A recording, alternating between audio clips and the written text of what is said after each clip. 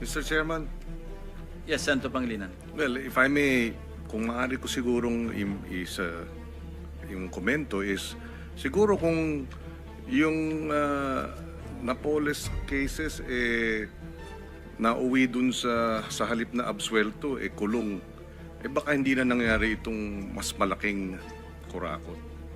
Plunder yung mga kaso nun nakakulong na nga, pero na-absuelto, na-release ng korte, pinakawalan ng ating hudikatura.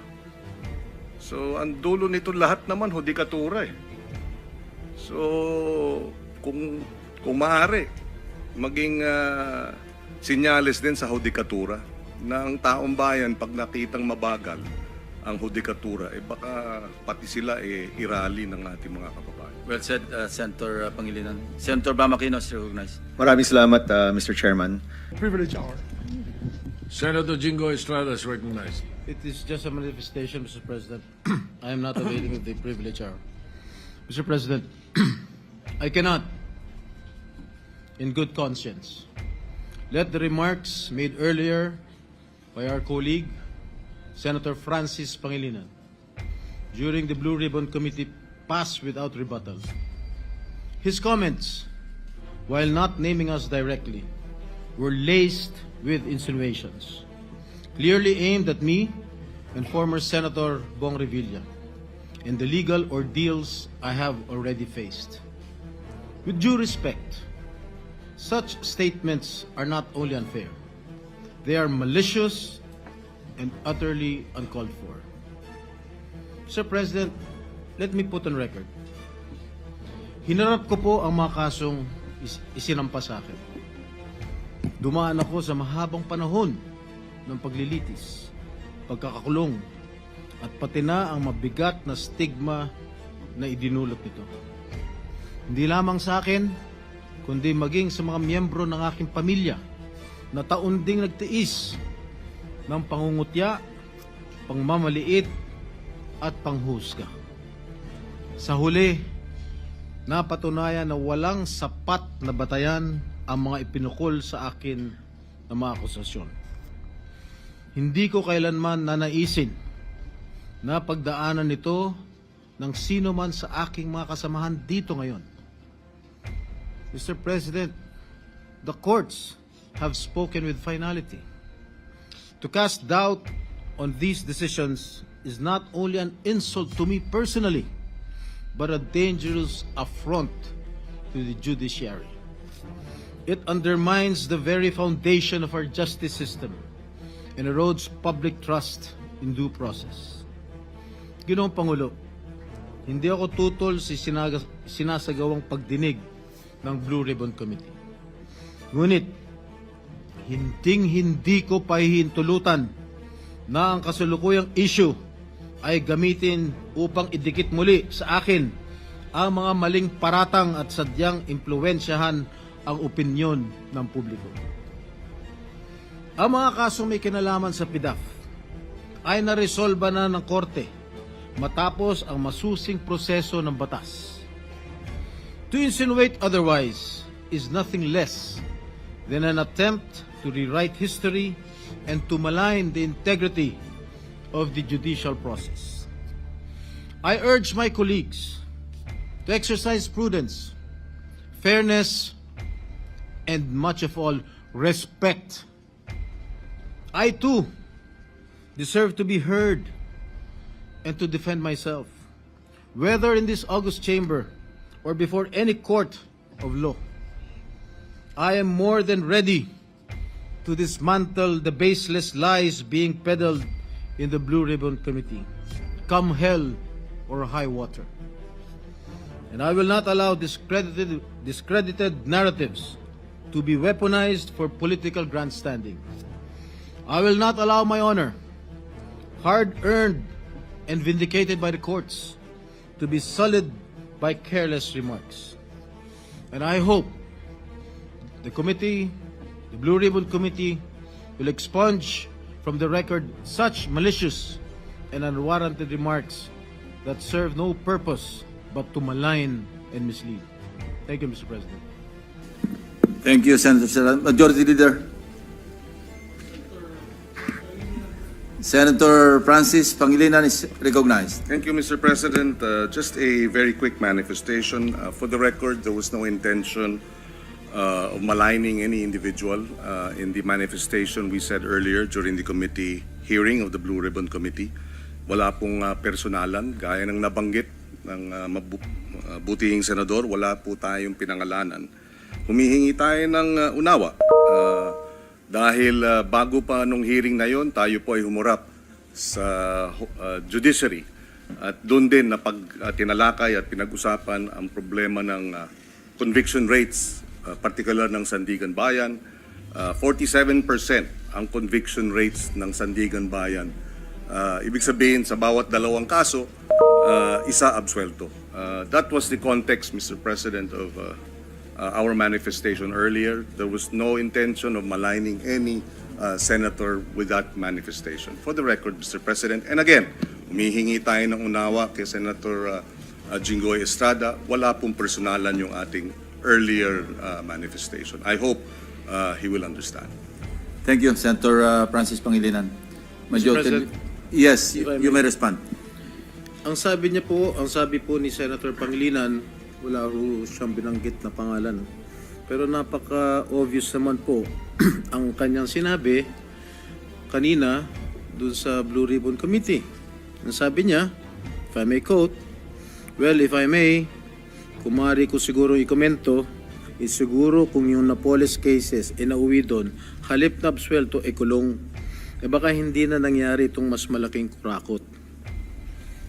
Those were the words of Senator Kiko Pangilinan. Sino ba ang pinatatamaan niya? Sino ba ang pinatatamaan mo? Di ba? It's very obvious that I was being alluded to. Remember, Mr. Senator Pangilinan, that I was acquitted by the court. Are you questioning the decision of the court acquitting this representation? You're a lawyer. I'm not. You shouldn't be talking that way. You are undermining the judicial process in our country. You being a member of the bar. Thank you, Mr. President. May I ask, minute for suspension. Majority Leader. May I ask, very... Session is suspended. Yes, ma'am.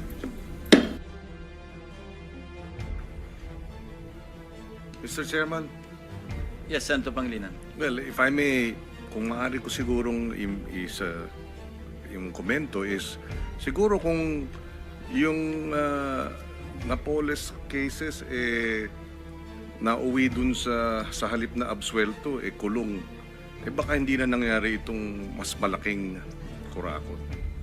Plunder yung mga kaso nun nakakulong na nga, pero na-absuelto, na-release ng korte, pinakawalan ng ating hudikatura. So, ang dulo nito lahat naman, hudikatura So, kung maaari, maging sinyales din sa hudikatura na ang taong bayan, pag nakitang mabagal ang hudikatura, baka pati sila irali ng ating mga kababayan. Well said, Senator Pangilinan. Senator Bamakino is recognized. Maraming salamat, Mr. Chairman. Privilege hour. Senator Jingo Estrada is recognized. It is just a manifestation, Mr. President. I am not availing of the privilege hour.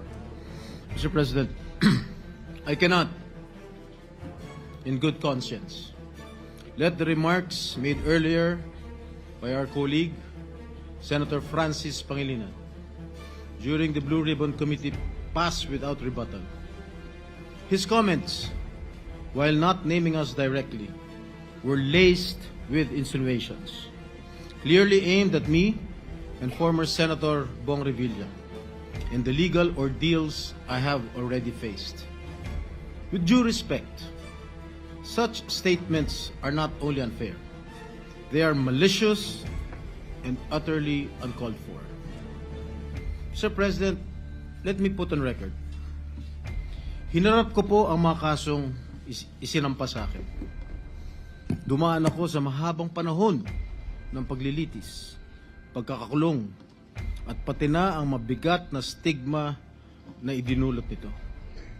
Hindi lamang sa akin, kundi maging sa mga miyembro ng aking pamilya na taon ding nagtiis ng pangungutya, pangmamaliit, at panghusga. Sa huli, napatunayan na walang sapat na batayan ang mga ipinukol sa akin na mga akusasyon. Hindi ko kailanman nanaisin na pagdaanan nito ng sino man sa aking mga kasamahan dito ngayon. Mr. President, the courts have spoken with finality. To cast doubt on these decisions is not only an insult to me personally, but a dangerous affront to the judiciary. It undermines the very foundation of our justice system and erodes public trust in due process. Ginoong Pangulo, hindi ako tutol sa sinasagawang pagdinig ng Blue Ribbon Committee. Ngunit, hindi ko pahihintulutan na ang kasalukuyang issue ay gamitin upang idikit muli sa akin ang mga maling paratang at sadyang impluwensyahan ang opinyon ng publiko. Ang mga kasong may kinalaman sa PDAF ay naresolba na ng korte matapos ang masusing proseso ng batas. To insinuate otherwise is nothing less than an attempt to rewrite history and to malign the integrity of the judicial process. I urge my colleagues to exercise prudence, fairness, and much of all, respect. I too deserve to be heard and to defend myself, whether in this august chamber or before any court of law. I am more than ready to dismantle the baseless lies being peddled in the Blue Ribbon Committee, come hell or high water.